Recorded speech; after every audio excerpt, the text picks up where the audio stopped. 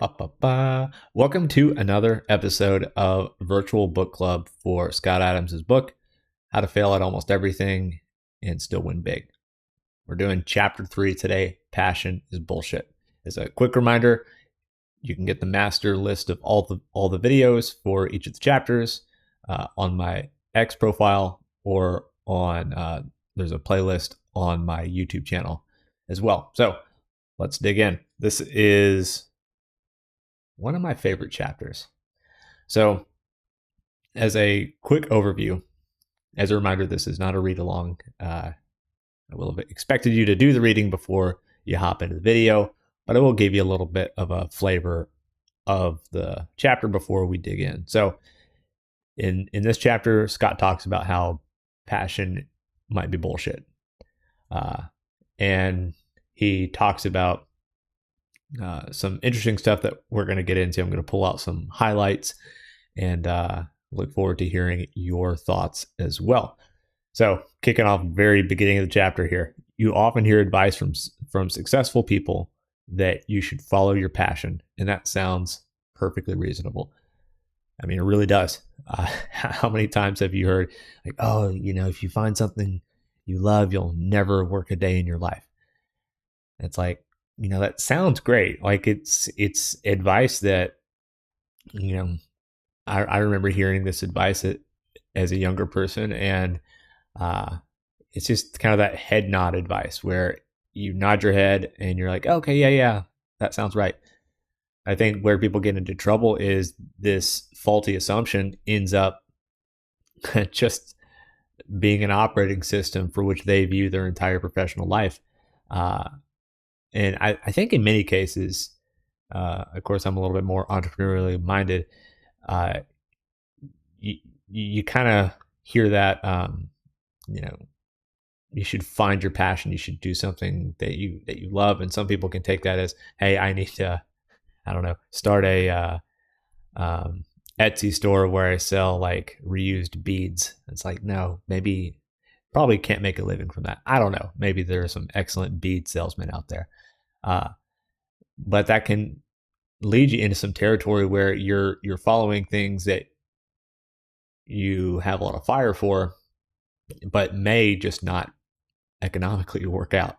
So, sounds perfectly reasonable. He goes on to talk about how he had a boss at the bank that he worked at in San Francisco that's told him that don't bet on the person who is super passionate, like the sports fan that wants to start a sporting goods store. That's not the person you want to give a loan to. You'd rather give a loan to the grinder, the person who is willing to presumably work really hard, not necessarily the guy that might be the most passionate or loves his job. And, I was thinking about this when I was listening to it. And the thing that kind of struck me, just the thought that enthusiasm might get you started or passion might get you started, but what'll help you finish or scale or be successful is going to be grinding. It's going to be that showing up day in, day out, especially when you don't want to, especially when the last thing you want to do is work on your thing. Could be a job, could be your business, whatever it happens to be. So that grinding, it's incredibly important, and it also makes me think of, I don't know that I don't know if I had this expectation necessarily, but you definitely learn about it when you have a business where if you expect everything to go well all the time, boy, you are in for a rude awakening, right? And so being able to grind through the doldrums of, oh, things are going good. Oh, things aren't going good. Ooh, things are going bad. We need to rebound and all that stuff. If you're a person who maybe thought like, oh, I should follow my passion and my passion will always feel good. Yeah, life isn't particularly like that, right? Where when adversity happens and when things don't go well, you can't just cut and run. Sometimes that might be a good idea. like if something's really not working well. But a lot of times, like you can just stick with it, ride out that wave, and then come out on the other side. Of course, it just depends case by case. So I like this passage here that says, passionate people who fail don't get a chance to offer their advice to the rest of us, but successful, passionate people are writing books and answering interview questions about their secrets to success every day. So there's a little bit of survivorship bias there, where the successful, passionate people that kind of made it through the great filters, they're going to tell you like, oh, you just gotta be passionate and all that stuff. But as Scott will talk about here in a little bit, I mean, there's so many other factors that lead into success and doing something well. Because he talks about, if you have, a drink with a billionaire, like this is what they'll actually tell you, which we'll talk about in a second. Scott goes on to talk about, several dozen business ventures over the course of his life and how he was excited at the start of each of them. Absolutely. And he says something interesting here. The few that worked became more exciting as they succeeded. And that's something I think about a lot. I think about in terms of momentum is really important. Like you need a feeling of momentum and success and competence as you go. Like you want to feel maybe like your skills, like you're getting more competent at that thing that you're trying. But you also, at a certain point, you need that external feedback where, hey, I'm getting the results that I want. I'm having some better conversations with people. People seem to be happy around me and enjoy my company, because I teach people how to become better communicators. That's what I do. So that's the sphere and the lens of what I look through a lot of this stuff at. But you have to have that feeling of momentum. Like, am I being successful? Yeah, maybe I don't need to view this to have constant success. That's probably unrealistic. It's definitely unrealistic. But you have to get signals that, I'm doing the right thing.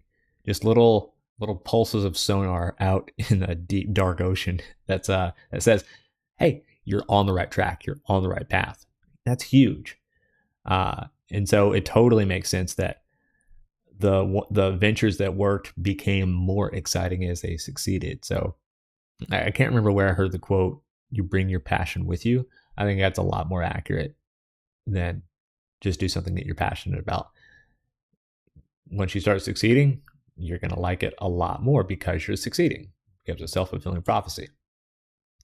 And pretty much what Scott says on the next page here. Success caused passion more than passion caused success. Like, my weird thing is I'm really passionate, if you can call it that, about Major League Baseball uniform history. Like, I know everything there is to know about it. I'm passionate about that. Am I going to turn that into a successful career? No. No, I'm not even going to talk about it with most people, because most people aren't interested. That's okay. That's completely fine.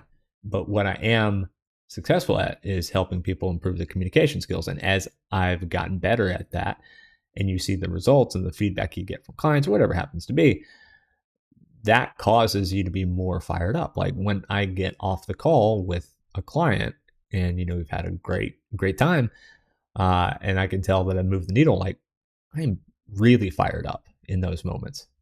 That's because I can see it working in real time. That momentum. Hugely important.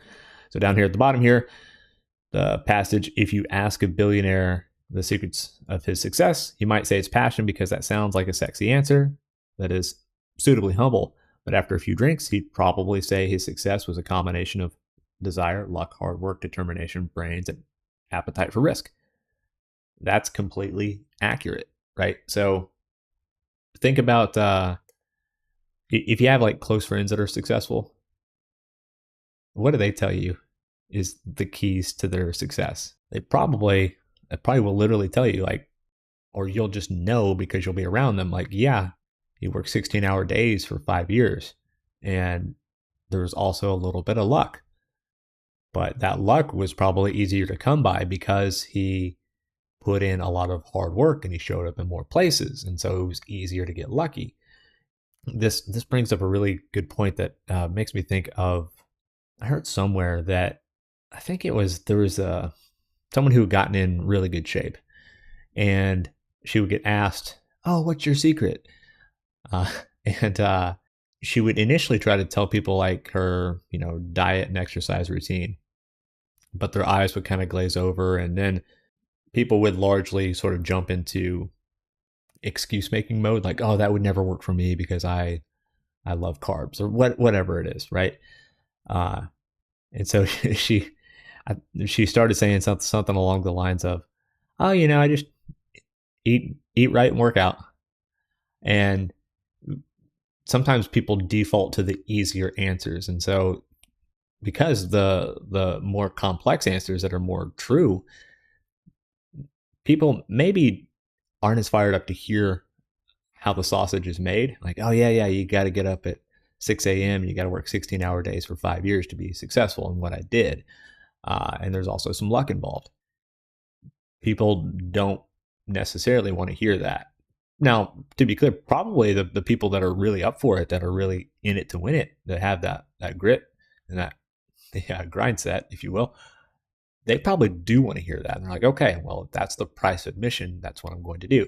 But for most people, they get overwhelmed by all the stuff that goes into it. And so they're just like, oh, that's great. Or that person's unique and I can never do that. And so it's always interesting to me to hear how kind of the sausage is made in terms of success and like what it really takes, because it takes so much more work than people think it does. I love this quote here at the end: energy is good, passion is bullshit. Managing your energy so that you can perform better, that's right up my alley. And I'm excited that Scott's going to talk about that later in the book, because I think that's completely right. How I view that is we only have a finite amount of energy each day, and you have to reserve most of that energy for the highest leverage things that you could do. So that necessarily means you have to not do a bunch of things that are time suck, low leverage, things that just in the big scheme of things don't matter a whole lot. And as a one person business, granted I have contractors that work for me, but as a one person business, like there's literally only so much that I can do. And so I have to ignore a lot of things, and I have to say no to a lot of things by necessity. And that helps me preserve that energy, which ultimately leads me into a direction where I can end up being more passionate, because I'm seeing that momentum, and that momentum creates the passion. Having the passion at the beginning, it's kind of like motivation. It's like, I guess you could wait for it, but man, you'll be waiting forever, because there are going to be plenty of days where you don't feel like doing it. So I'm a much bigger fan of things being built slowly over time. So I'm very excited about this chapter. I hope you enjoyed it too. Let me know your thoughts on this chapter, because part of a book club is I want to hear what you think about it. Next chapter coming up is some of my many failures in summary form, chapter 4. So as always, I've enjoyed hanging out with you, and I hope you've enjoyed this book club, and I will see you on the next one.